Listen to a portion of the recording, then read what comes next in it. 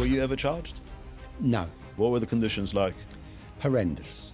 So that's how you got to know Ryan Cornelius and Charles Ridley. There's a consortium of people. It was $1 billion development. Right. Everybody gets tried in Dubai. You meet the prosecutor, but the prosecutor sits with the judge and allegations are made, and it's very hard to defend anything in Dubai. Unless they pay that, they're not going to get out of jail. That money's long gone. It also must have been devastating for the families. His son was making the university first 15, and he was so proud to tell me that his boy was going to be at the university's first 15. He's never seen him play. He's never going to get to see him play. Sergei was basically beaten to death in a Russian prison. At the end of the day, the UAE is a moderate voice in the Arab world, and like you say, it's a huge trading partner.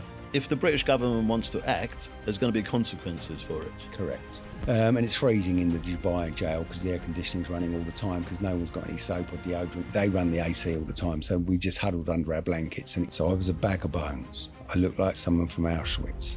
But you can't leave these guys for this long in this jail. There's nothing to be gained. No one should go to jail for life to die for business failure. The guys in power are too busy walking the tightrope in the Middle East. Welcome to another episode of You Decide podcasts. Today I have Martin Lonergan with me. I've had Martin before on my YouTube channel, but at the time he was the Reform UK Party candidate for the London Borough of Walthamstow, and he was talking about the general elections in the UK. But today, Martin is my guest here today because he wants to talk about his friends, Ryan Cornelius and Charles Ridley, who have been in Dubai prison for more than 16 years. Welcome to the show, Martin, again. Nice to have you here. Before we go on about Ryan Cornelius and Charles Ridley, I think it's important to say how you got to know them. Do you want to tell us how you became friends with them and how you got to know them?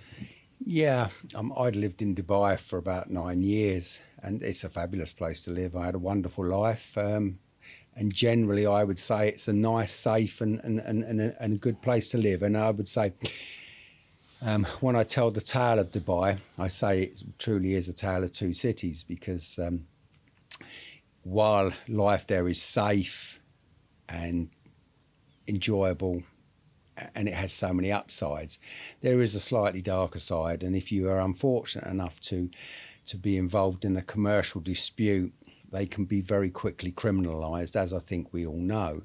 And unfortunately, during COVID, I was unfortunate enough to be involved in a dispute, which led to me being incarcerated for about 279 days. Fortunately for me, it all came to an end. The Irish government were fantastic, and I went home. You mentioned the Irish government because you have an Irish passport. Yeah, my father's Irish, and so I have an Irish passport. Were you ever charged? No allegations were made, and there was an opportunity for the people that made the allegations to come forward and substantiate the debt. What was the allegation that was made? That I'd received a sum of money and kept it. It's fairly easy to substantiate and fairly easy to support. They didn't come forward, and after a period of time I was released. They were given a number of opportunities over many months to substantiate and make their claim. These were your against business me. partners, or? No, it was someone well connected locally who happened to be in a commercial dispute with a business associate of mine in Singapore. He was in Singapore and had no intention of ever coming to Dubai. I was a soft target. If you know how to work the system and you make a complaint first, it sticks. Commercial debt is quite difficult to argue. It's easier to criminalise it, and that's what people tend to do. And that gets the person initially detained, and then you come forward and substantiate the commercial amount you're owed, and then they generally have to stay in jail until they pay you, which is a bit of a strange one. In actual fact, you won't get out unless you pay what's alleged you owe. So you were detained. What were the conditions like? Horrendous. I mean, as I say, Dubai is a wonderful, amazing place, and I lived the best of lives there. But the prison, I was unfortunately detained during COVID, and that was the reason my stay was quite lengthy, because the courts and everything were shut. I went into prison on March the 9th, came out in December the 13th, I believe. You were going to a party the next day, weren't you? Oh, yeah, I was booked into a brunch the next day. I even told my partner not to cancel brunch. I'd get it sorted. But it went on for 279 days. Yeah, I mean, the court, we knew something was in the wind with COVID because people were being told if they got on planes, they might not be able to return. And it just so happened that the day that I got detained for questioning, I ended up not meeting the prosecutor. I ended up going into a quarantine, and they stopped. That's when the airport shut down, and so everything shut. It was shut for many months, and nothing. So you just remained in prison. I just remained. No one even knew where I was for the first 4 weeks. That's how you got to know Ryan Cornelius and Charles Ridley. Before that, you didn't know them. No, I didn't know them before that. I lived with them as immediate neighbours, bed neighbours, for a period of 253 days, because I spent a month in the quarantine, as I said. So 253 days. I counted my days, so I'm accurate with my numbers. Yeah, and Ryan Cornelius was in the room, the small cell next to me. It's pitiful how he lives. Charles was just across the corridor. And yeah, the existence is horrendous. I mean, I lived there I was given a blanket when I arrived. I handed it back when I left. I had no means of washing that blanket, and I slept on a small thin rubber mattress under that blanket for my entire stay. The blanket was never cleaned by me in those entire time. So that was in 2019. They were jailed in 2008. So they'd already been there for 11 years. Could I correct you? That was sure, 2020. March 2020 was the COVID outbreak. Right. And they'd been in prison since 2008. Yeah. So 12 years. So they've been in prison for 12 years. They'd been in prison for 12 years. Which is still quite a long time. Yes, yeah. In those conditions, it's horrendous. It's a lifetime, yeah. How were they coping? Ryan tries to put a brave face on. I mean, I've written about how he lives. Man hasn't worn a watch in 12 years, hasn't had a phone in 12 years. There's small access to the outside world from the phones at the end of the corridor, which you can buy phone cards to dial out, and that's quite costly. And he's got a small collection of books and newspapers on the end of his bed, and he sleeps under a similar blanket that I had, wears the same outfit day in, day out, washes it in the shower with himself and hangs it on his bars to dry. And that's how he's lived. The food is questionable at best. And Charles? And Charles the same. And both of them have ongoing medical conditions. Ryan contracted tuberculosis from a prisoner that was in the cell with him for a period of time. Which is quite serious. Oh, yeah. I mean, the man's 70 now, tuberculosis, has latent tuberculosis. Charles has had a huge lump removed from his neck. Charles, because of the food and the pitiful existence, Charles had major stomach surgery several years before I got there. It was I think it was life-saving surgery where his gut become knotted and twisted. Both men are bags of bones. Charles is a bag of bones. Okay, so why were they arrested? They had a large borrowing facility with a local bank. So let me just say, Ryan was a British property developer. Yeah. And Charles was his business partner. And Charles was a financier. Charles was the man that arranged the financing. There was a consortium of people. It was $1 billion development. Right. And there were numerous people involved in the project. And they've been doing business and living in Dubai quite happily for quite a few years. Yeah, Charles had been a long-term borrower at the bank, facilities in the hundreds of millions that had been in place for probably a minimum of 5 years, maybe longer. His company was was a UK-based financing company, and they were listed on the London stock market. I mean, there was a commercial relationship with the bank, which ended acrimoniously. And you were saying why they were arrested. What happened? I believe that from my knowledge and my understanding is that the relationship with the bank had been established with the previous regime, and the ruler died, and the new guy came to power, who's currently in power, and obviously a new brush sweeps clean, and people were moved in and out of positions, and the development was a very prestigious development in the heart of Dubai, and I believe they decided that for whatever reason, that they didn't want to continue the relationship they had. So they were tried. I mean, you were never tried. You were just kept in detention. You were never charged. But with them, they had a trial, didn't they? The trial process is quite difficult. In a way, I think everybody gets tried in Dubai. You meet the prosecutor, but the prosecutor sits with the judge and allegations are made. And it's very hard to defend anything in Dubai. From the experience that I had, if an allegation is made, it's likely, I believe the conviction rate of allegations is extremely high if you're... But as a British person, being in jail overseas... the British embassy should send a representative. They should provide you with a lawyer or something. They should have some sort of...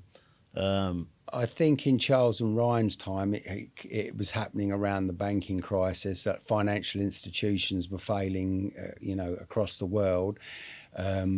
Property markets were crashing. It was a difficult time. How it was dealt with, what potentially should just be a commercial dispute became criminalised.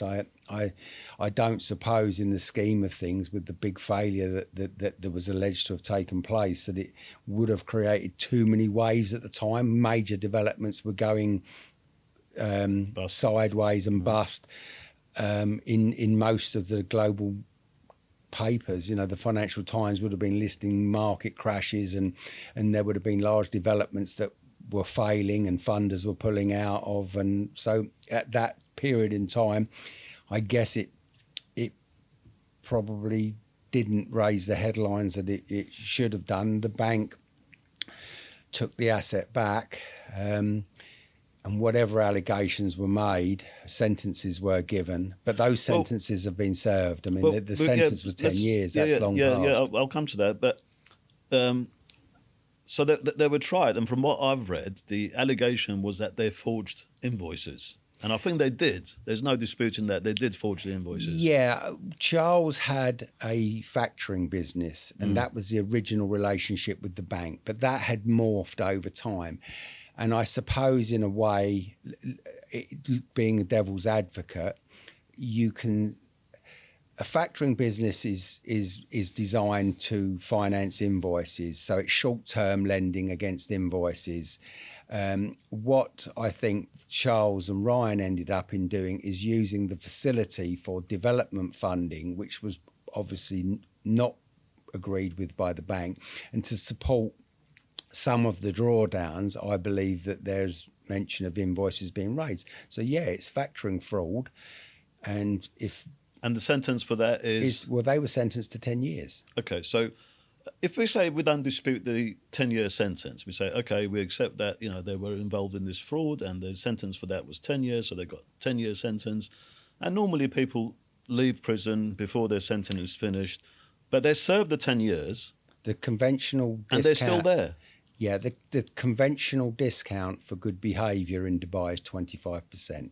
Right. So they should have served 7.5 years. They served the full 10, and to all intents and purposes, they are definitely model prisoners. They're not troublesome. But they didn't get the discount. They served the 10 years. They then remained in jail for another year with nothing being said, expecting that they would be released. So at this point, the British government should have intervened, no? They should have done, I believe, yeah. Yeah, they were then re-sentenced to an additional time period, and cutting through the paperwork, basically the position is that the loan facility, which was secured against the asset, has an outstanding amount around the $400 million. Unless they pay that money back, they never leave the jail. The catch-22 problem for them is that the bank repossessed the asset that the lending was secured against. Neither of the men have any resources or any assets now. That whatever they did have has long since been dissipated. Even their assets here has been They seized. have not no? even their residential properties here were seized back at the time because the loan agreement was subject to English law. So they've got no way of paying back that no 400 way million. It would be naive for anybody to suggest that there is any other way that they could, after this length of time in jail, secure hundreds of millions of dollars at their age, 70 and late 60s, secure hundreds of millions of dollars it's really to a life repay. sentence. It's absolutely a life sentence. And obviously Because they've got no way of paying that 400 million back. And unless they pay that, they're not going to get out of jail. So it's a life sentence. And of course, the bank is not irresponsible. The bank had only given them this facility and lent them the money against a security asset. The bank has recovered that asset and has disposed. Well, that asset's been wasted, unfortunately. But the bank disposed of that, or the bank recovered that asset and stated to everybody that it had secured its position, and the asset was certainly valued at a considerable amount of money, and at the time of the lending would have been above the lending figure, and is now a luxury development well underway on the particular site, and the bank itself has financed the development of that site, and I believe the sum total of the development is somewhere in the $3 billion region currently today. So the bank technically has no loss, and they've always stated that to their regulators. So the difficulty that you have, if you want to really cut through to the chase here, what I can say to you is that the previous regime leased a large prestige amount of land in Dubai to some foreign developers, who then used that land to raise funds and borrow against it.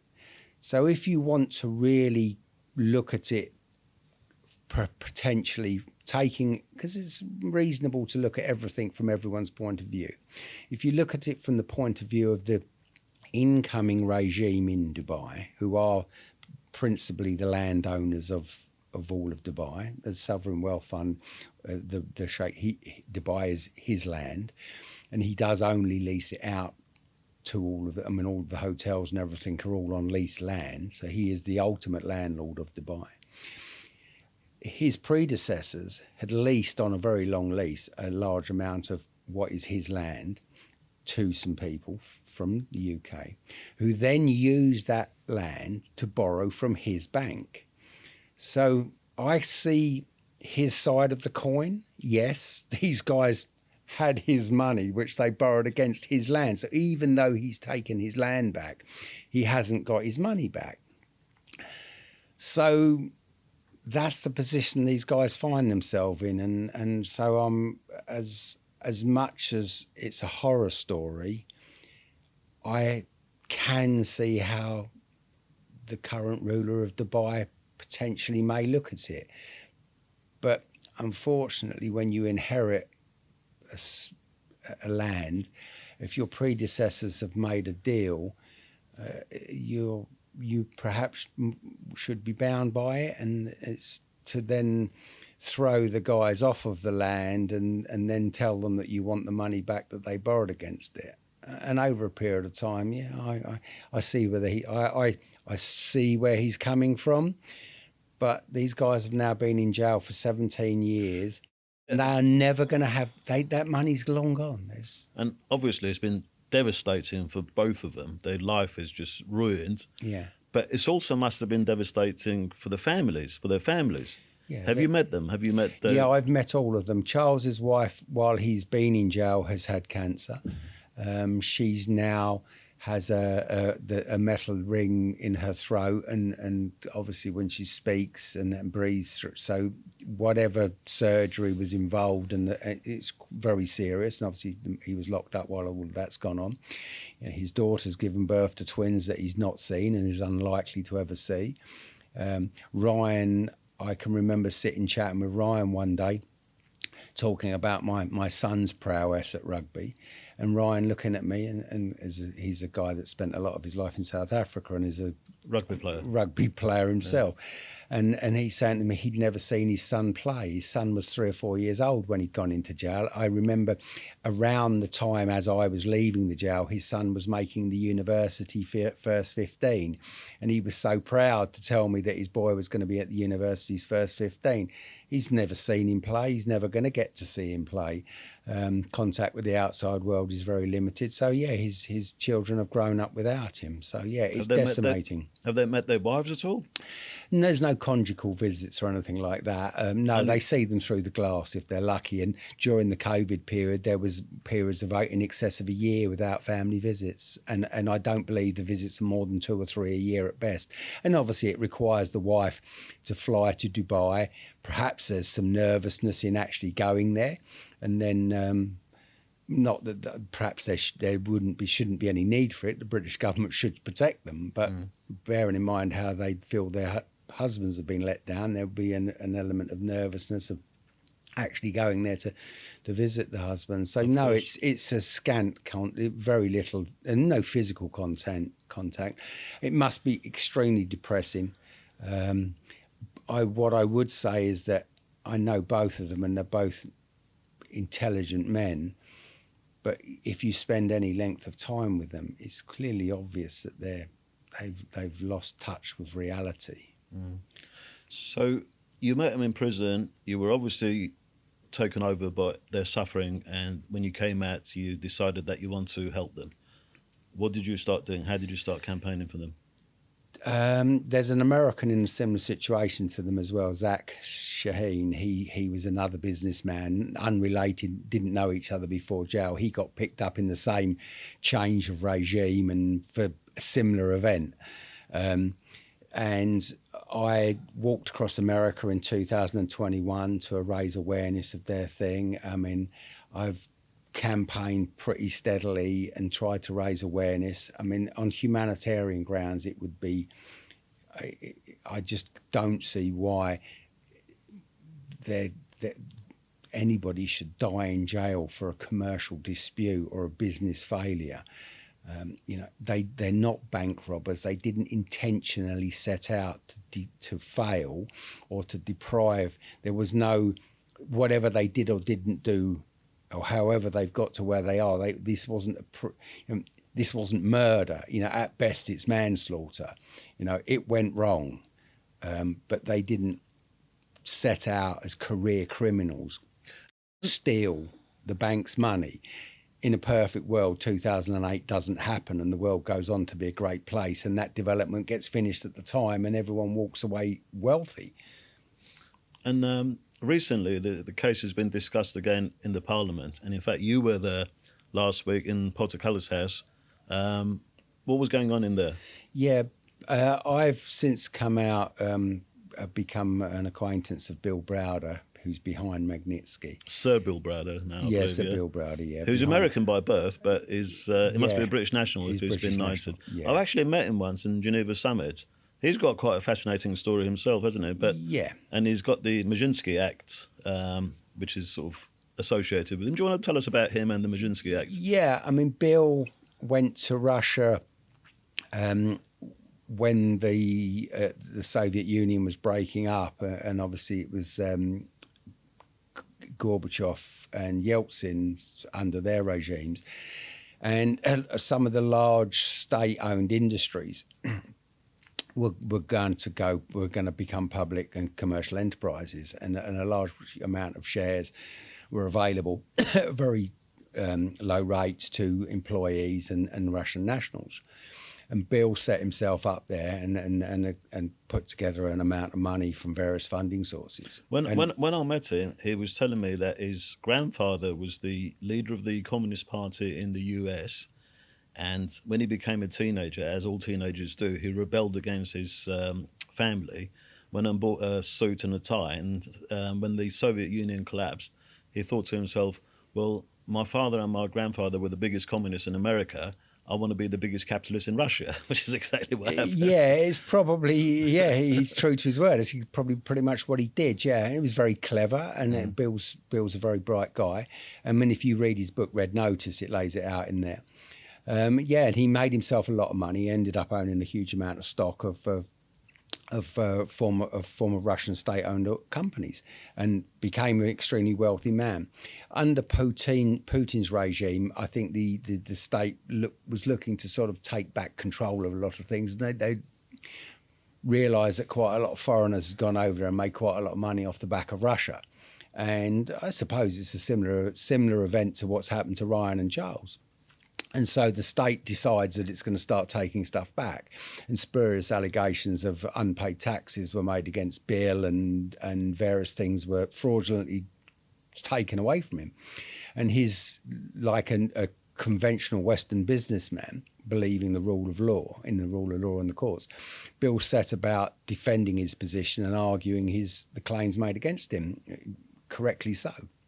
And obviously had a great argument and was most likely to win in a conventional court where the rule of law stands. But obviously when you're fighting against a state which is not going to follow the same set of rules that we've grown up to respect in the Western civilization, you can come unstuck. And unfortunately, it was Bill's lawyer who suffered the brunt of it, Sergei Magnitsky. Which is what the Magnitsky Act is named after. Yeah, Sergei was basically beaten to death in a Russian prison. And they tried to arrest Bill. I believe they tried to pull him off of a plane. But this was early days for Putin. He wasn't as powerful, didn't have quite as long a reach as he has currently. And so Sergei died, and Bill made a career out of, that he would try to put things right, and he would seek some justice for what had happened to Sergei. Obviously, he stood by Sergei's family and everything. He's done a very honourable course that he set himself out on, because he put himself at risk, because the Putin's reach is long, and there's been quite a few people that have upset him, that have found themselves glowing in the dark or fallen out of hotel windows. But Bill but Bill went to the States, and he worked with I can't remember. He died recently. He was a Vietnam vet that had been in jail. The name escapes me, but he was a senator. Senator McCain. Yes, yeah, and he gave Bill a lot of support, and Bill obviously got the Magnitsky sanctions in place. And it was primarily that, for wealthy Russians that think they can sit in Russia and use the state to take money off of Western businessmen over there and abuse them and abuse state power. While we're not going to go into Russia and arrest those people, they're not going to enjoy the luxuries of having ski lodges in Verbier and lovely houses in California. All of those assets that are within the jurisdiction of the countries will be frozen and taken away from them. So it's a way of protecting businessmen who become victims of corrupt state-sponsored corporate raiding, and abuse of power. So if a wealthy Australian industrialist has done exceptionally well with manufacturing in China, and the Chinese government decide that they're going to be punitive and they're going to steal the business off of the man, and I think that any assets that he has in that country they'll just seize without due process, simply because they want what he has, that what they have here will equally be forfeit. So it's a checks and balances. So this started from America and it's now become global, or is it certain countries where he got the America? It went on the books in America. It was one of the fastest bills to ever go through the houses and become legislation in the US. McLean really pushed it. The British government, the Australians, the Canadians, we all adopted it. Everybody, Ireland, there's not really many governments. The Swiss, the Europeans, all put it adopted it, and it's got force of law in all of the civilized nations. But it was primarily targeted at Russia. And then literally within days of me walking out of Dubai and landing up in Ireland, I opened a newspaper. Having read Red Notice in the jail, it was one of the books I read in the jail. That was in the jail? Yeah, I read Red Notice in the jail, and I could see the similarities of what had happened to Sergei as to what was happening to Ryan and Charles. It was, and when I came out in the national press, it announced that the the Australians, I think, went first, and then the Americans followed them, Britain and Europe, that it wasn't just going to be used against the Russians, it would be global. And it became the global Magnitsky sanctions. So it doesn't matter where you are. If you're in Venezuela and you exercise state powers against individuals from Britain, America, and just simply to corporate raid and to bully them out of their businesses, and you lock them up and inhumane and degrading treatment, I think is the terms, that the sanctions can be applied to your anything that's within the jurisdiction of the countries that have adopted the global sanctions. So you contacted him and you told him about Charles and Ryan. Yeah. And has the act been implemented? No, the act hasn't been implemented. Because? Well, simply because the UAE is a trading partner of the UK. That's the sensitive part of it, isn't it? Because at the end of the day, the UAE is a moderate voice in the Arab world. And like you say, it's a huge trading partner. So if the British government wants to act, there's going to be consequences for it. Correct. Which is why it's hesitating. Yeah, and I think it's a policy of the British Foreign Office that they tend to try not to interfere in trading partners' judicial process, and it's just almost written in stone down at the Foreign Office. They're absolutely useless. Whereas they wouldn't think twice about Russia. With the UAE, it's a difference. Yeah, because we are technically or indirectly at war with Russia. I mean, Europe, a European country supported by us and our friendly nations in Europe is in direct conflict with Russia. So we're actually have a proxy war going on with Russia. So in order to maintain Russia as the bad guys and go on a public support and justify huge military spending on sending weapons to Russia, if Russia can be also criticised for mistreatment of any British or Western national that ends up there, then Brittany Griner is a classic case. I mean, yes, she actually went to Russia with an illegal substance. It was cannabis. It's not that serious, but the laws of Russia are their laws, and she didn't respect them, and she was locked up for being in possession of cannabis, and. Which you should expect if you go to another country. Correct, you should but expect very not to break the law. Right. Very quickly, sanctions were mentioned, and everything Russia did was wrong. And Brittany Griner was a victim of mass injustice and should be immediately returned. So just tell me about the mechanism. So what does it take for the Magnitsky Act to be implemented?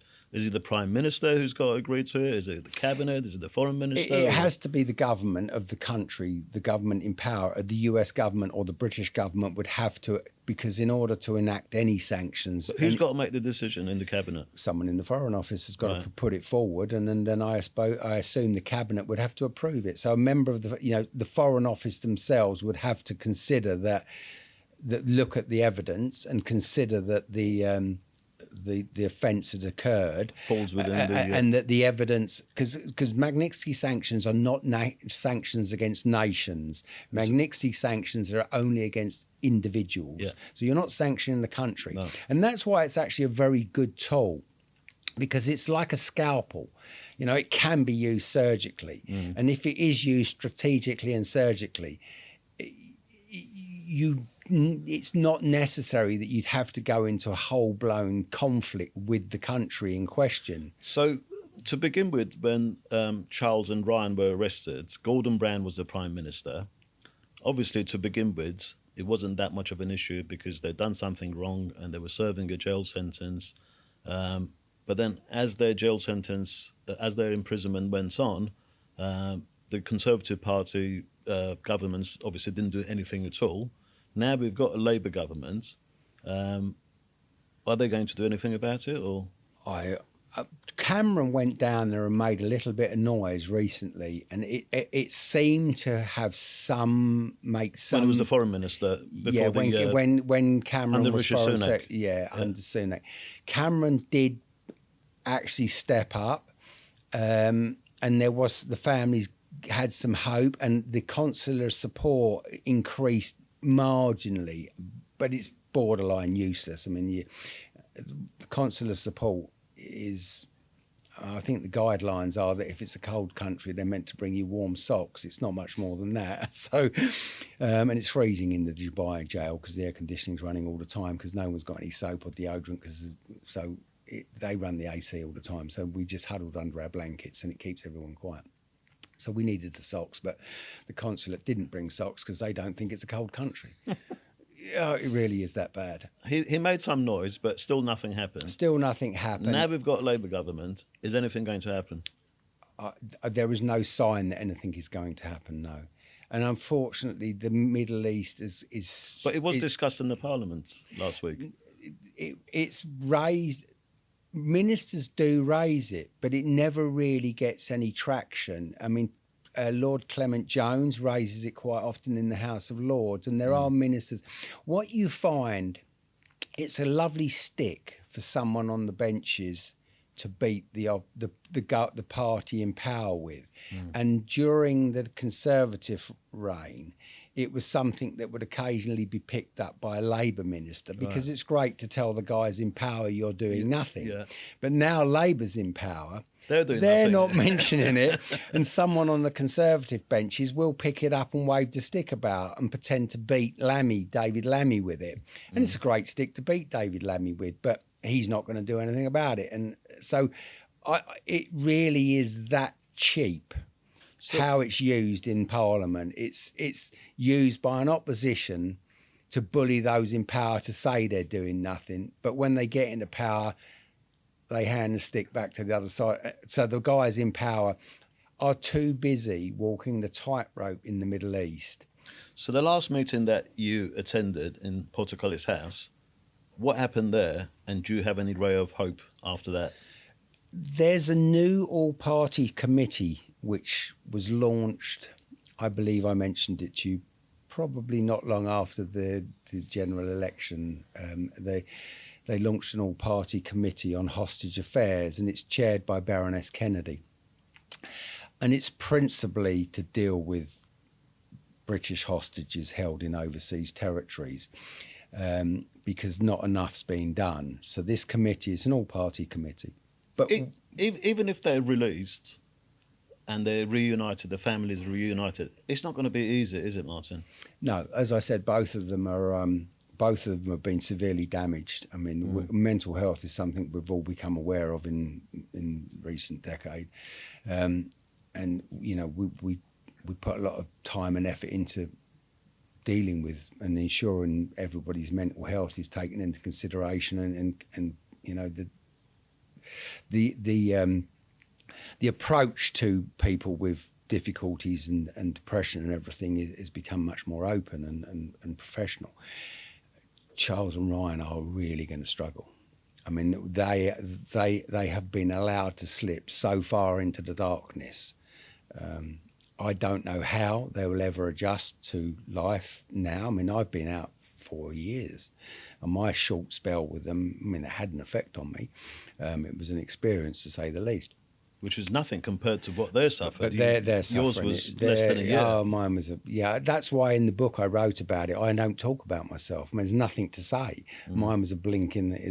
What's your book called? It's called Dubai: A Tale of Two Cities, and there's nothing to. And it was really the things that I discovered in the injustices that I saw, the people suffering, and they're going to struggle. I mean, Charles and Ryan have been gone from their wives for 17 years. It's unlikely to assume that they'll be able to step back into those marriages. Both men were sort of in their very early 50s when they went in, and so I don't know that what relationship the wives have stood by them. I mean, they've been very honourable ladies. They've been very loyal, haven't they? Very loyal, and they've stood by them throughout. And credit to them, really. A real credit to them. They're both. I know them both, and they're both ladies. But the guys that are coming home are not the guys that left, and I just don't know. I mean, there's nothing. I think that they are not going to fare well. When they come home, they're going to need a lot of help, a lot of time. And it would be naive and ridiculous to suggest that they're going to come out and make money or be successful. I mean, they're at the end of their lives. How did you adjust yourself when you came out after 279 days? What sort of things did you have to do, or what sort of things are you still suffering from? I was 72 kilos and suffering from a heart condition. So I was a bag of bones. I looked like someone from Auschwitz. And I've got photographs, obviously, and I went straight to hospital. I spent a little time, about a week in Ireland, with a friend, Peter Margits, who'd been a prisoner that had done 9 years in Dubai. So he met me when I came out and looked after me for the first week. He's a friend of Ryan's. So I stayed. Peter did 9 years for checks that he was unable to meet on and he tried to kill himself in the jail, and finally, I believe it was a Goldstein. It was quite a wealthy Jewish politician, businessman, and his wife that applied the pressure to get Peter home. But he didn't owe the state. His commercial business with other persons, not connected to the rulers. So Peter looked after me for a week, put me back on my feet, and then David Haig, who's another victim of the judicial process there. David was the manager of Leeds United Football Club, and he had a small hotel down in Cornwall. He'd spent a number of years in Dubai jail. David had a small hotel, and because of COVID, David's hotel was closed. It's a luxury 8 to 10 bedroom property, and I stayed there. I stayed in David's place for about 4 months, and he was a great help to me. And David runs a human rights organisation, and he's a former lawyer. Yeah, David was a good support. And then after that, I then pulled myself together and went off and walked across America, a couple of 1,000 miles. I walked from Zach's family home in Houston to Washington to hand in a Magnitsky sanctions application on behalf of Zach Shaheen, in the hope that it might have some bearing on getting him out. But they're all there. So let's finish this by talking back about you again. So you've managed to sort yourself out, and you're looking good. Touch wood. I put some weight back on. Yeah, and, I'm 100 kilos exactly. again. I mean, you wouldn't think that you were, a survivor of like a notorious prison. Looking at you right now, how's your political career going? So, after the last general election, you still with the Reform UK Party? Yeah, I stayed with Reform. I'm a great supporter of Nigel Farage and his views. I've admired his politics over the years. I was asked to stand, and so I did. I believe now Reform has got a period of time to pull itself together as a proper organisation. Because remember, the Tory Party and the Labour Party, they've been going for hundreds of years, at least. And so they are large commercial organisations, and they are able to support a government and run a country, whether we like the way they do it or not, but they function as organisations. So Reform certainly has the support out there, and the things that they're saying and their politics I believe in. So they are now in the process of forming a solid organisational structure. And so you're going to stand as a candidate again? Yeah, I've just been told in the last in actual fact, the final email came through today that they've been very careful with the vetting process. Sure. And they've asked me if I would stand as a councillor. They haven't specified a location, but they know where I live. Walthamstow is an area I knew well, but I'm from Essex, Brentwood, and so I would like to think that I'll get somewhere slightly nearer to home where I have some more local support. So I'll stand as a councillor, and then I would like to run again for Parliament in 3 years' time. I still think I've got quite a lot. I mean, I've had a lot of life experiences, and I'm not a perfect man, but we don't live in a perfect world. And I think that a lot of the lessons that I've learned, some have been easy, some have been tough.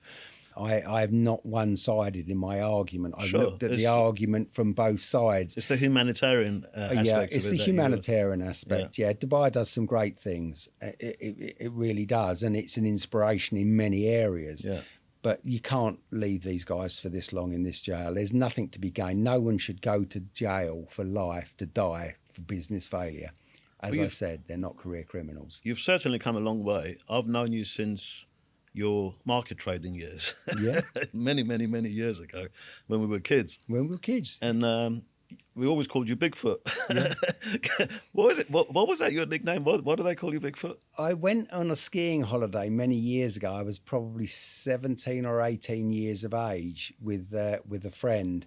And it was just after I'd come out of the Air Force. And on the skiing holiday, I got into a bit of mischief. And you normally did. Yes, I normally did. And I'm 6'5", and I careered through a display thing on a set of skis and ended up in a mess on the floor. And I was considered that what I'd done was a bit outrageous. And so I was the Sasquatch, and I was covered, and it became Bigfoot. And I've just been Bigfoot ever since. And the guy that gave me the name was a guy called Lee Fairs. I know. You know Lee, yeah. Yeah, his daughters actually are the girls on The Only Way. He was always up to no good, Yeah. Well, very funny guy as well, though, wasn't it? Well, Sam and Billy Fairs from The Only Way is Essex are his daughters. Yes, And obviously we knew Les, and we all grew up together. So it's been. I'm 61 now, so we're going back over 40 years. So we were. But we're still here, and we've learnt a lot. And we've had absolutely, as Rudyard Kipling said, we've met success and failure, and treat those two imposters the same. It's been a roller coaster, really, isn't it? It's been a roller coaster, but it's been a ride. Yeah. And I think these life experiences and learning to look at things objectively, I know the older I get, the more I've learnt how little I do know. Mm. But what I have learned is where to find out what I don't know. And I think an educated or a wise man is the man that knows how to find out what he doesn't know, not someone who professes to know everything. Well, it's good to see you again, Martin, or Bigfoot. Whichever This always can be Bigfoot. It's good to have you on the show again. It can be Bigfoot forever, yeah. Hopefully next time I'll talk to you, you'll be an elected member of the Parliament. So yeah. thank you very much, Martin. Cheers. Bye-bye. Cheers.